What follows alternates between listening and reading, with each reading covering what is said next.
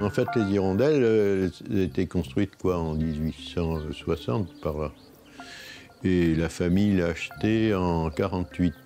On était toute une bande de cousins qu'on s'appréciait bien, qui avaient tous les mêmes goûts que nous. On était tous des voileux. Donc c'était un peu le paradis, quoi. Ces grandes vacances, c'était formidable.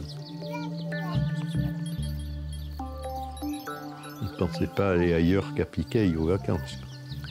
Piqueil, c'était synonyme de vacances et réciproquement. Au départ, oui, ici, c'était un peu la colonie de la Teste et de Gujan. Hein. Les gens, ils venaient là, mais ils ne restaient pas. Il y avait juste des cabanes, des chais pour les huîtres, mais ce n'était pas habité. Quand ma grand-mère est arrivée ici, c'était en 1926, je crois, la première année que la famille a habité. Mais ils habitaient à Petit Piquet, ils louaient des cabanes de pêcheurs, quoi. Ils arrivaient à Arès. À Arès, ils avaient un ami ostréiculteur qui venait les chercher avec sa pinasse. Il n'y avait pas la route, oui. Oh, ben, sur le bassin, c'est une hérésie, moi, je trouve. Ici, on est dans le calme, et dès qu'on arrive sur le bassin, au mois d'août, il y a un vrondissement perpétuel. Hein, tous ces saloperies là, qui passent à fond la caisse, on ne sait pas pourquoi. Enfin, quand on est tranquille en pinasse, mettons qu'on a presque le plat bord dans l'eau, et puis qu'ils vous passent à côté, ils vous coulent à moitié, quoi, ils s'en foutent. C'est pas des marins, quoi. C'est plutôt des automobilistes. Ils ont leur volant, ils appuient sur le champignon, puis le reste, ils s'en foutent. Alors qu'à la voile, on respecte la mer, quand même. On la dérange pas trop, le moins possible.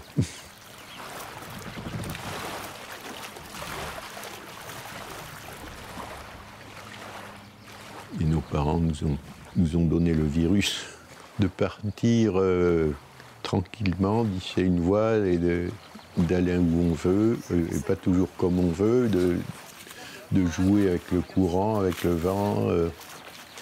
Et puis la sensation de barrer un bateau est quand même assez prenant. Moi, j'aime bien ça. On vire alors? Oui. À virer? Allez, panique à bord. Ben, le gréement, il est un peu archaïque, si on peut dire.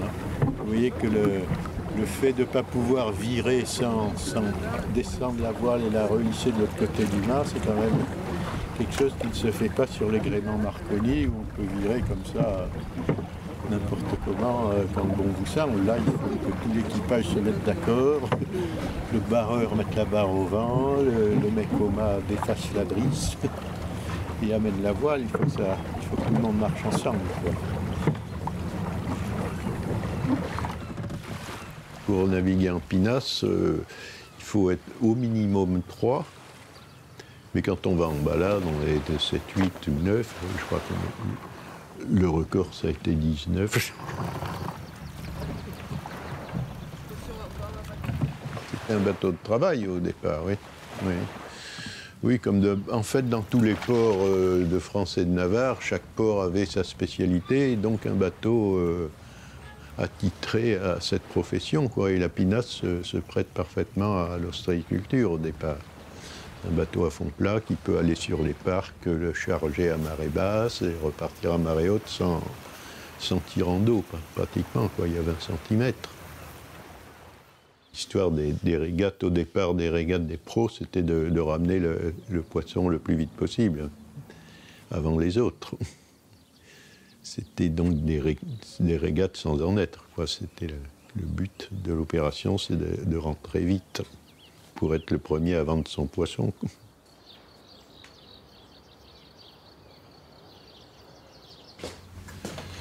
Le kawa. Bon, ben, à peine, hein. Oui, oui, juste un petit fond. Là. Là.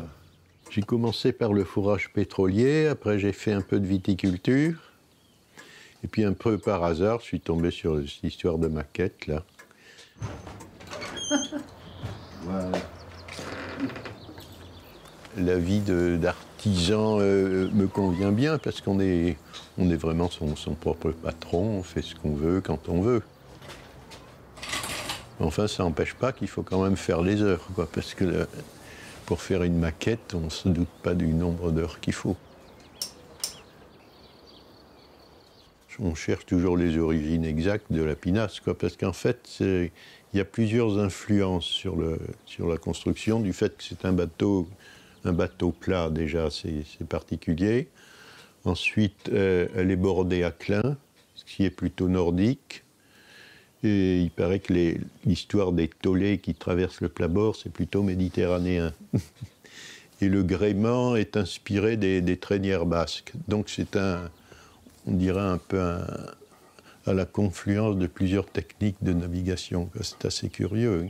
C'est ça qui est extraordinaire dans ce gréement, c'est qu'il n'y a aucune poulie. Même l'écoute est en direct, elle est simplement passée derrière les tambours et tenue à la main. Il n'y a pas de winch, il n'y a pas de poulie, il n'y a pas de palan, il n'y a rien, c'est tout à la force du bras. C'est le père de ma femme, là, Antoine Corr, son frère et mon père, qui s'étaient cotisés pour faire construire une pinasse neuve. Et la Marie-Louise était la première pinasse neuve dans la famille. Et voilà le souvenir qui nous reste de la Marie-Louise, son nom, peinte sur le bordé. Tous ces albums ont été faits par mon père, Hervé Charpentier, qui faisait pratiquement un album par an. Voilà la naissance de la Marie-Louise devant le chantier de Ginès au Canon. C'était Antoine, qui était un marin, lui un vrai marin, un professionnel si on peut dire, et qui avait été séduit par ce bateau assez bizarre, quoi, quand même, il faut dire. Et il a appris à s'en servir avec des gens du cru, quoi, avec les ostréiculteurs. À l'époque où il venait là, dans les années 20-26, par là, il y avait plus d'ostréiculteurs que de touristes, quoi. On voit la Marie-Louise, là on n'est pas très bien placé apparemment. Et tout ça, c'était des pinasses des ostréiculteurs. Lui, il a appris à naviguer, il faisait des régates avec leurs pinasses à eux, quoi. Il était embarqué sur une des pinasses des ostréiculteurs. Parce qu'à l'époque, il y avait, je sais pas, ils étaient une dizaine de pinasses d'ostréiculteurs. Alors que nous, quand on est arrivé, c'était en chute libre, quoi. À partir de 62, les ostréiculteurs qui ne se servaient plus de leur bateau ont laissé tomber les régates. Et nous, on avait commencé justement du fait qu'Antoine était bien connu des ostréiculteurs, la Marie-Louise était acceptée de régater avec les ostréiculteurs, quoi, à condition de ne pas gagner trop souvent. Puis ça a duré jusqu'en 62, je crois. La dernière régate qu'on a faite, c'était dans les fonds, justement, à Tossat, je crois. Il n'y avait plus que 3 pinasses, je crois, à ce moment-là. Et l'année d'après, quand on s'est pointé, il n'y avait plus personne. Après, il n'y a plus de régate et on ne voyait plus de pinasses sur le bassin, en fait. C'était un coup fumant. On voit un jour sur le sud-ouest, régate de pinasses pour le 15 août à Arcachon. On s'est dit, ah ben ça alors, les pinasses, ça reprend, c'est formidable, on y va. Et quand on se pointe, on n'était que 2. Il y avait Squenel, Éric Squenel, qui avait récupéré une vieille pinasse. Et justement, en nous voyant naviguer comme ça devant la Teste, il nous avait vu passer. Il s'est dit, ah mais c'est formidable, il y a encore des pinasses. Donc il avait récupéré cette vieille pinasse qu'il avait armée. Et donc on s'est retrouvés à 2, plus une autre pinasse, un mec qui s'était fait, enfin soi-disant une pinasse, qui était une pinasse en contreplaqué, avec un gréement, un mât fixe, enfin une vraie hérésie. On a régaté, évidemment c'est l'autre qui a gagné vu qu'il n'avait pas à manœuvrer. Alors au moment des résultats, ça a été le scandale. Quand on a vu qu'il n'y avait plus de bateaux, quand même, on s'est dit, c'est quand même comment dire, ça fait partie du patrimoine, quoi, qu'il fallait sauver comme un monument historique, si on peut dire. On a ressenti ça, justement, quand ils ont commencé à dire qu'il fallait moderniser la pinasse. On s'est dit, ben alors qu'est-ce qu'on fait? Il n'y a plus qu'à laisser tout tomber, parce que les gens, ils vont évidemment opter pour un bateau plus facile à naviguer.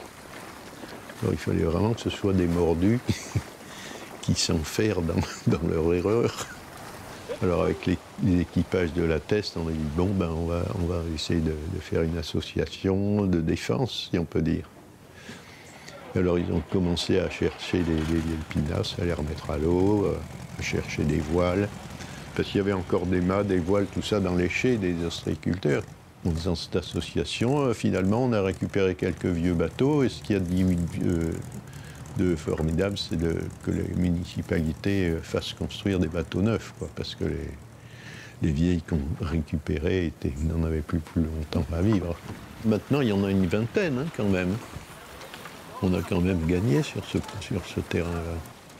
On espère que ça ne va pas disparaître, parce qu'évidemment, ces bateaux qui ont été construits depuis 86, là, les premières pinasses reconstruites à Arcachon, à la Teste, à Gujan, donc elles commencent à avoir de la bouteille, donc il va falloir renouveler la flotte.